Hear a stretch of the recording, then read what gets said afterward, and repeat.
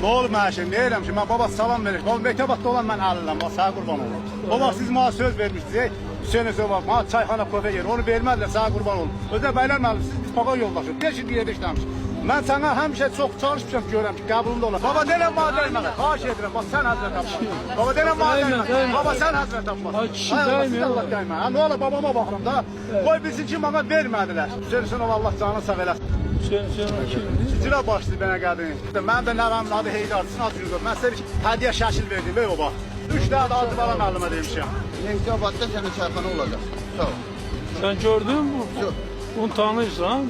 Bəli, mən 3 dənə ona demişəm iş yerində. Dedim belə baba belə deyib, deyib git get, şəhərdə deyib, çayxana. Deməm ki, şəhər hadi. Bəli, hadi bala müəllim dedi. Sağ olsun, şəhəri gözəlləşdirin. Allah canını sağ elə. Bakalım onu tanıyırsan da. Tanıyıram, indi gələk o sözü işlərə, Hüseyin o kimi yerə salmıyor sözü. Bəli, mən düz deyirəm. Abi tanım ona tapşırdım. Kömək eləyəcəksin. Çayxana. Ne var vereceksin? Söz verdi cəmaatın üstünə. Tabii birisi gün gəlsin, sərəncamını alsın, Birisi gün mektebatta gəl. çayxana verirəm. Bəli, sizin Yanına, xətrinizə. Və balaca Heydarın xətrinə. Sana çayxana vereceğim. Tutardı. Bəli, sağ olun.